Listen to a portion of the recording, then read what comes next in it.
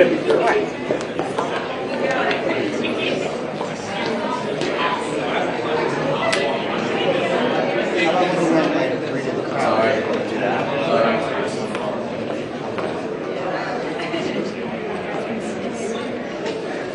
might talk about what you saw there.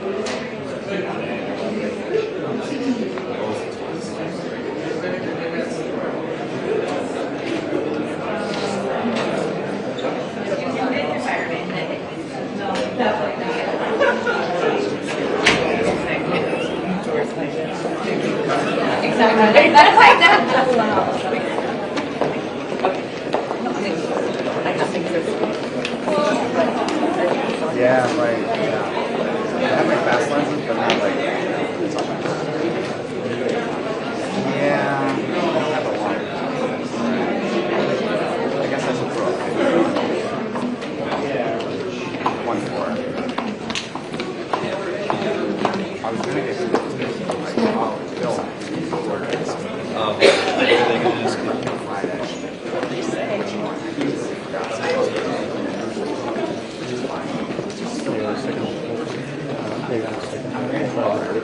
I would have got the one.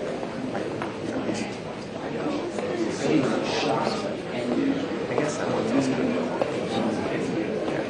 Second guy. Nathan?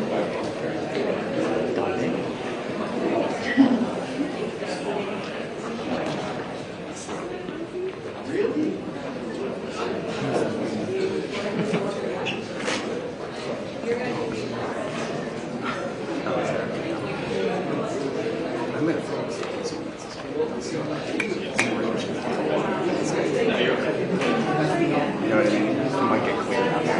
It's short. It's not like that's how it's really good.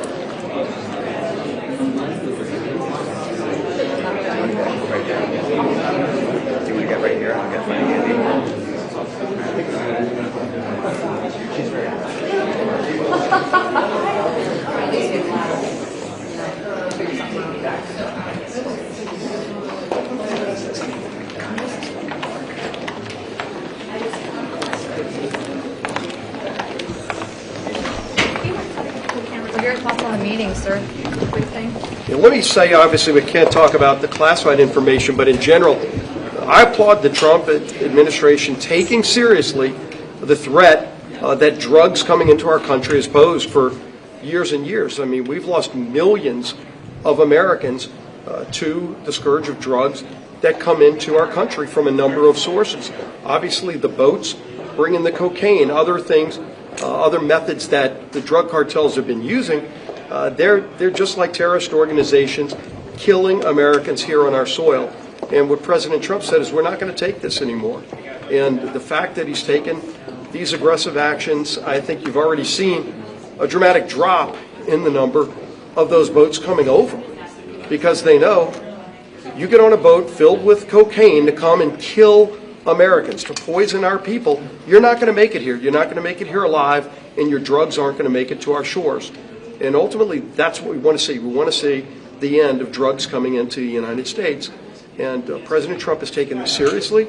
I wish other presidents had done the same. So they've laid out, obviously, the reasons why, the legal methods that they use.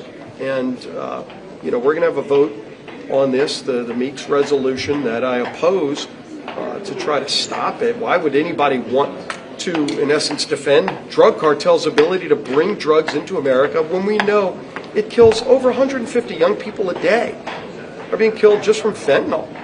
And again, President Trump has taken it seriously. He put tariffs on China, as we all know, specifically for fentanyl. But he's made it clear drug cartels are going to be targeted. And if you're trying to bring drugs into this country, it's a new day. Are you concerned you need the regime change? Have you personally seen the video and you support the release of the video? They didn't show the video. You wish you'd seen the video. I haven't seen the video. I haven't seen the services video.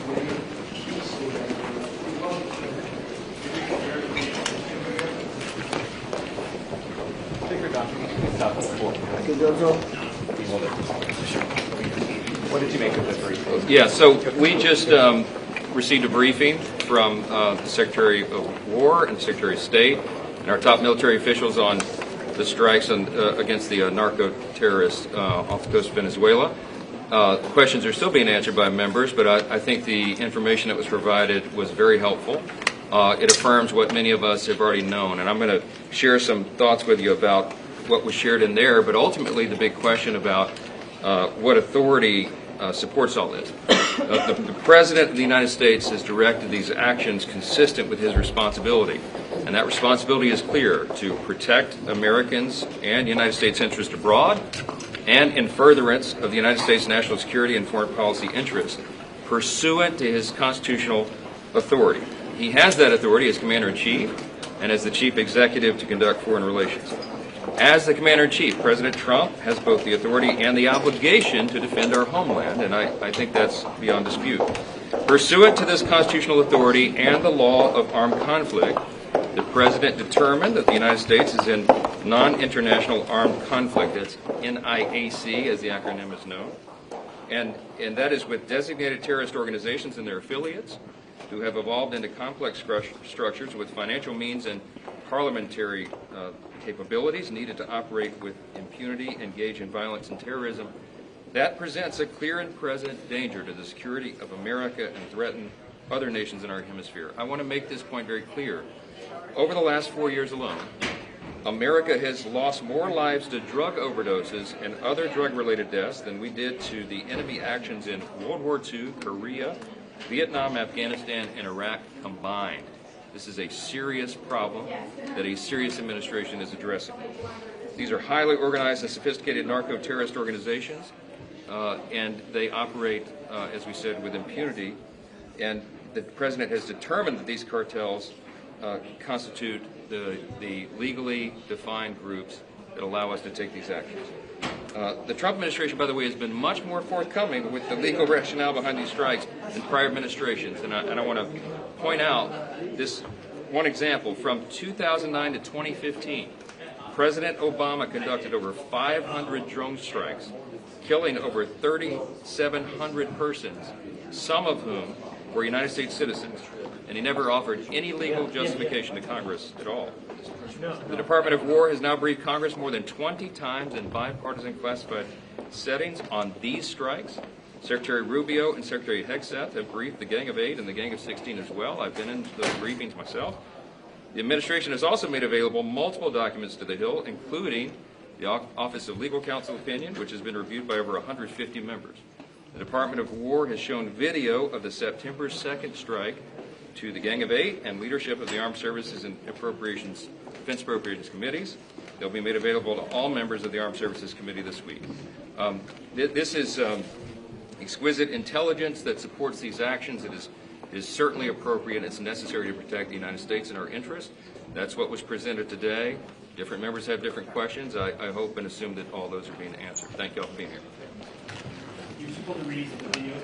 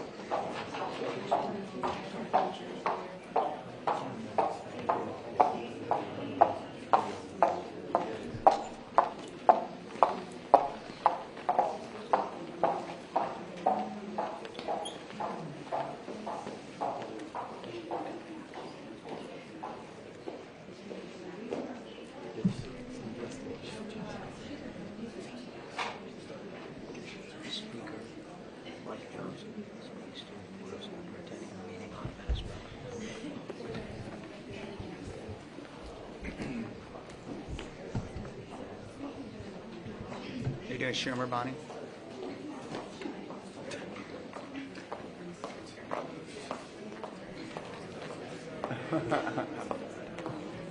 I got a decent shot at Trump going up the escalator.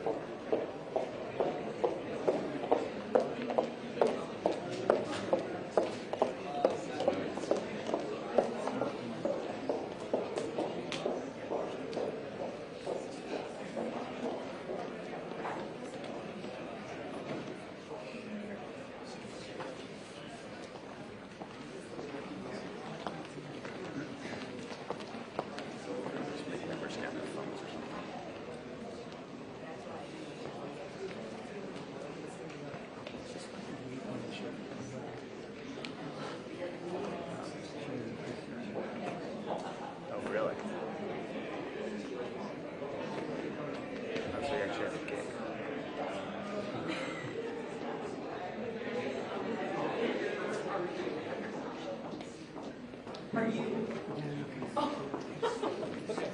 All right. We will see you in a minute. Bye. Nice case if you're sitting there at the reception the other day and somebody's about to come out and I'm sitting up like, don't push. Thank you. I'll wait till they come out. It's real. Right. I didn't even go there. I'd like, thank you very much.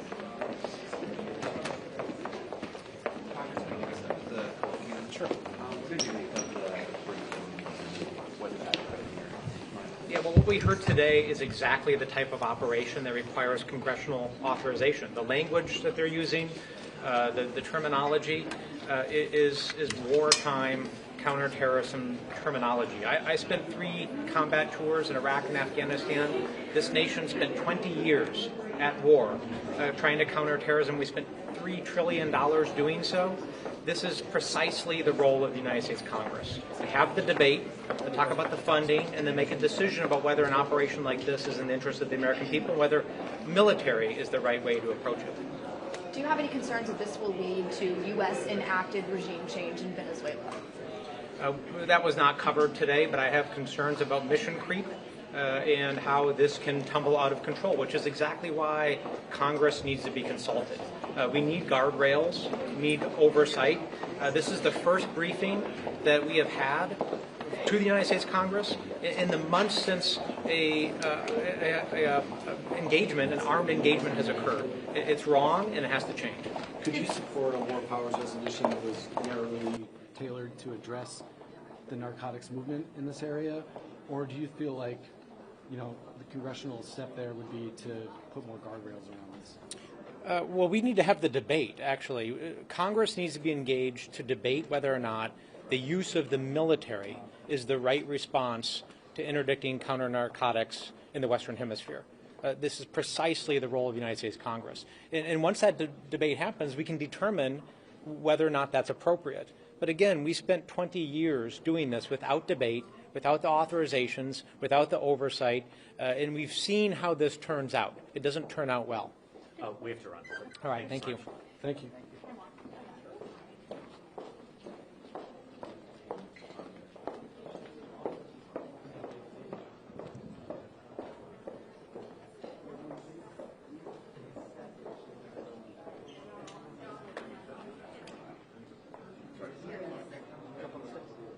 Congressman, they outlined the justification behind the strikes for you, and was it satisfactory? It's absolutely not satisfactory. There are a lot of legal questions, and that's why it's so important that this opinion get declassified. The only reason it's declassified is because some of the findings that support the fact that this is a threat to the United States. But they're clearly keeping it classified because they don't want to share this rationale. Are you worried that we could be creeping into a regime change with Venezuela, potential war over there? Absolutely.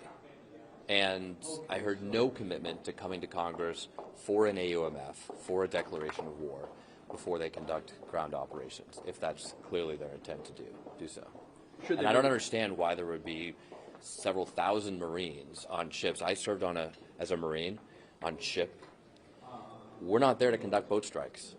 We're just there to go in on the ground. So I don't understand why there would be thousands of Marines off the coast of Venezuela if they do not intend to actually use them on the ground. Is it a deterring presence to have them there? Deterring from what?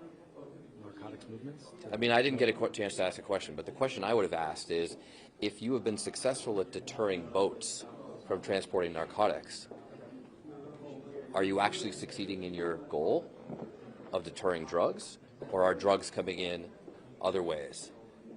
Have you actually seen any decrease in drugs in the United States as a result of a decrease in these boat transits? We have yet to hear any rationale. I mean, the other thing I'd like to ask is, if this Honduran drug kingpin was pardoned because he was indicted by the Southern District of New York under the Biden administration, then does this administration plan to pardon Maduro because he too was indicted by the Southern District of New York under the Biden administration? I'd like to hear an answer to that question too. Thank you, Congressman.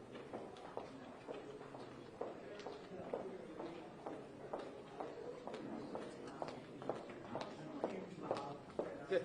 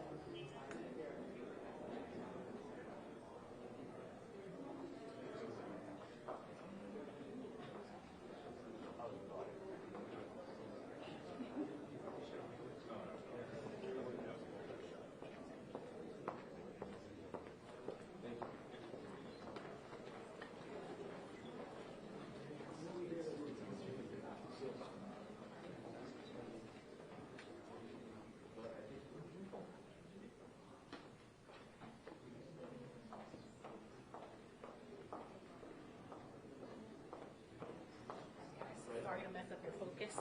I have to push this back a little bit.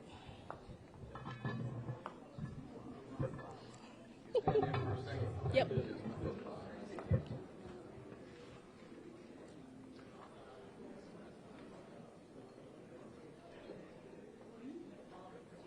Thank you. You're welcome. Guys, and I'm going to have you all.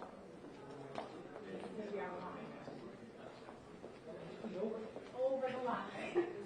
Emergency? Do you have imaginary lines around here? It's not imaginary, it's literally. arbitrary alarms. How about that? I'm gonna wait for you to crouch down so that I can react.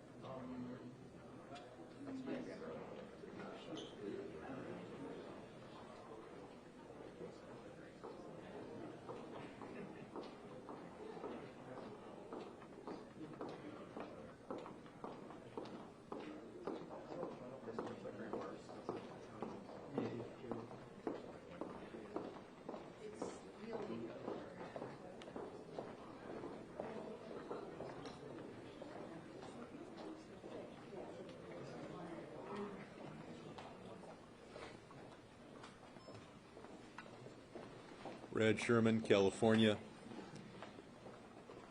No one in the administration is able to justify the pardon of Juan Hernandez, responsible for 400 tons of cocaine coming into our country, convicted in a court of law, sentenced to 45 years in prison, and now walking the streets of America. This is an administration who murders the mules and liberates the kingpins. Any questions?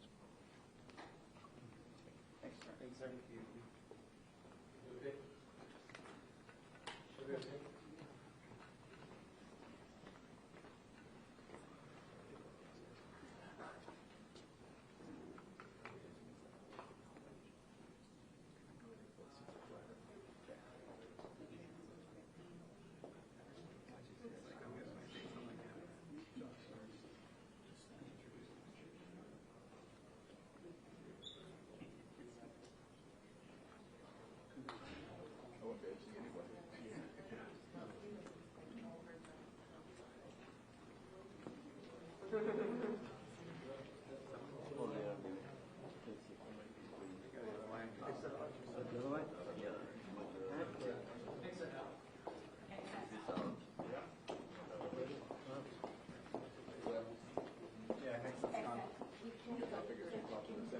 do you want to go around and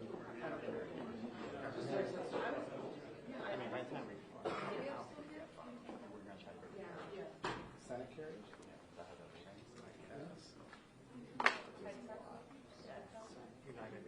I mean, he's slow. He's not.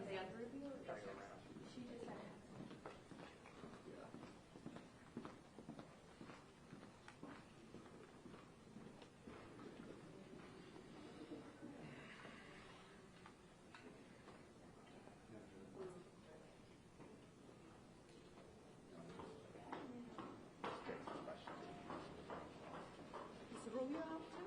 That I don't know.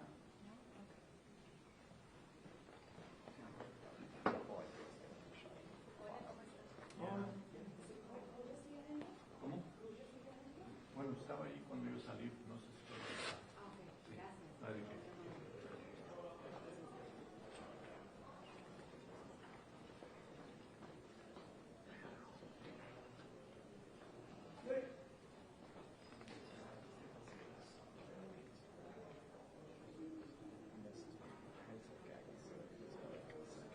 Oh, at the back of his head. And then they backtracked those elevators. They went.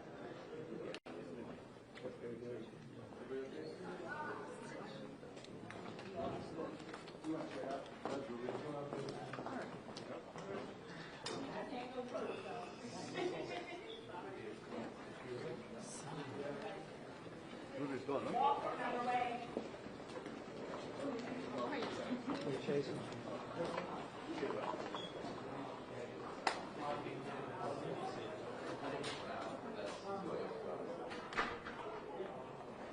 If we were 20 years younger, we could run around together. Not happening today. We got so much of them coming in.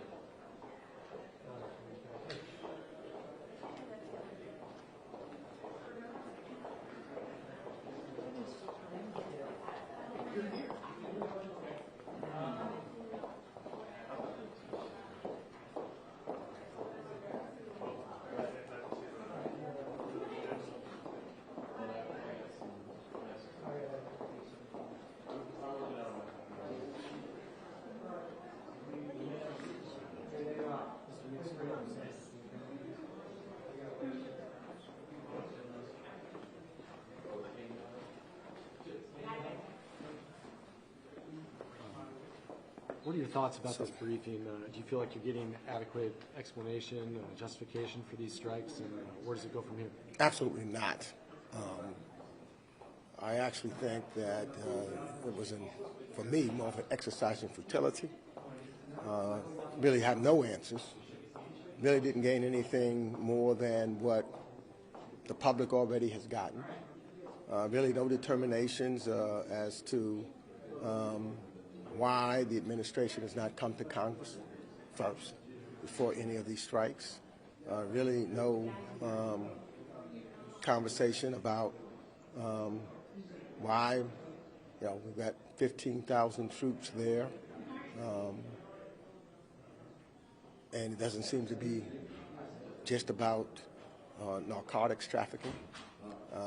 No real answers about pardons that was given to convicted drug traffickers, one former president of Honduras and another who was pardoned as a result of Ulick, I think his name is, manufacturing drugs throughout the United States, if in fact this is a war against drugs, anti-narcotics.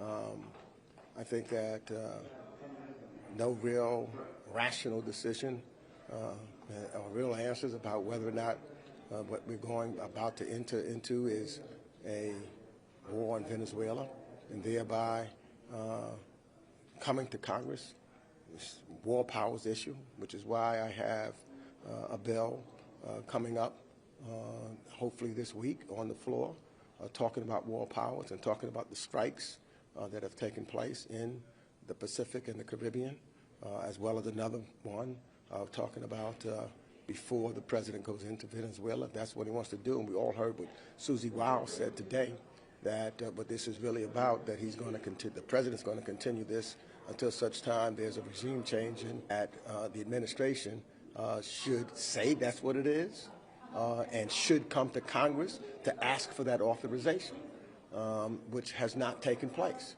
So where I was hoping that we would have a serious discussion, you know, as I opened the meeting, I basically said that this is about Congress and our authority to be a separate but equal branch of government, and to make determinations, not the OLC, not just the president by himself, because he's not the only one. He's designed by our country, these oversights and separate the legislative, the executive, and the judiciary parts of government. And it seems as though they're trying to eliminate who we are. This is not Russia. We're not Dumas, the Duma. You cannot just do what you want to do as Vladimir Putin does. This is the United States of America. We have rules, we have regulations that must be followed. And it's my job and our job, Democrat and Republicans, to hold the executive to that. You know, I'm just shocked, and you know, when we saw some illegal acts done in the past by Richard Nixon, for example, it was Democrats and Republicans, or Republicans and Democrats, that stood up. And in this situation, it should be both of us standing up and saying that this president needs to come before this Congress in order to utilize military force. And that's why we need to pass this War Powers Act and I think there will be two up, hopefully, this week, so that Congress, Democrats and Republicans, can stand up and make a vote on it. Because the camera of history is being recorded right now. And I think all of us in Congress should want to vote on this so that people will know where we stood and not hide behind anybody or give up the responsibilities that we have as members of Congress to the executive branch of government, whether that president is a Democrat or a Republican. Did you get any sort of explanation for why the September 2nd video is not being made available to all members?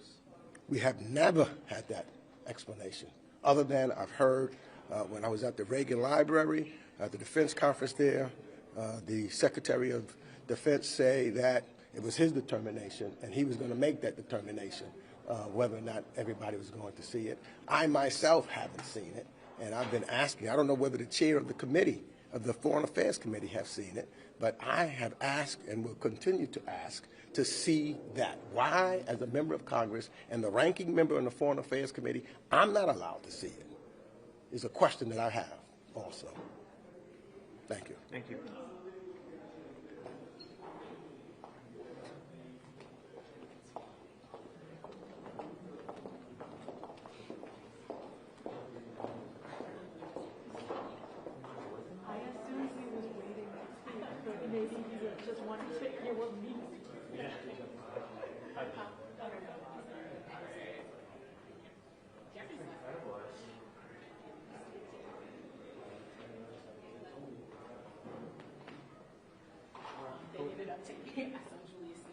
Hey, can you come over? Somebody's trying to move us, she says. I think we're at the top as far as the case. One of the president's trying to move us. There's a lot of meeting. There's a lot of meeting. It's 201.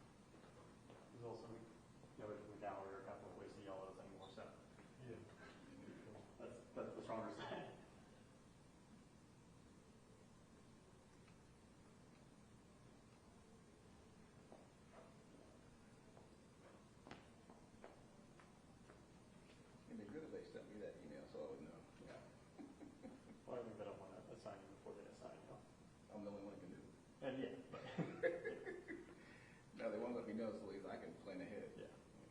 I'm the only one that can do it. There's no one else up here. I can do cool with it. And cover house.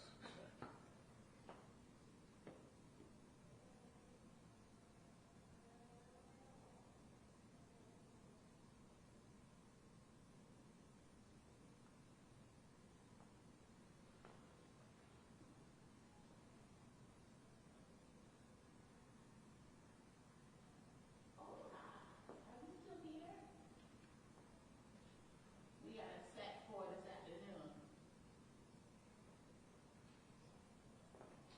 What conflict? What?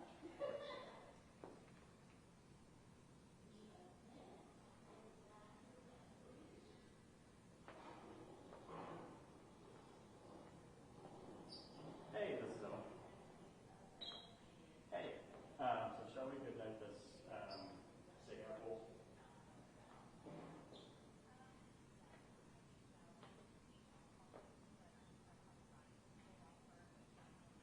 Cool. Yeah, and then I saw your note about the 5 p.m. So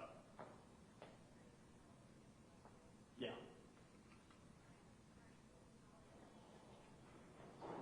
Okay, cool. Thank you. Okay, thanks.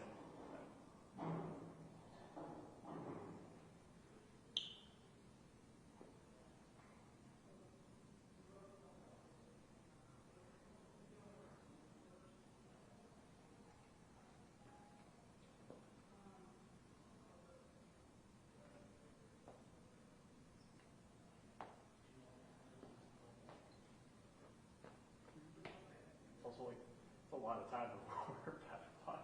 Yes. Well, I can have it.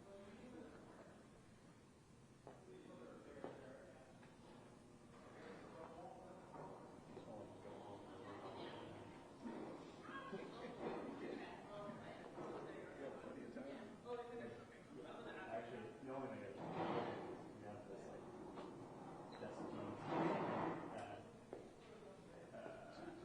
6 p.m. Yeah. I go make it. After, right after, but I didn't bring my gift with me, so Yeah, I got it. So you got to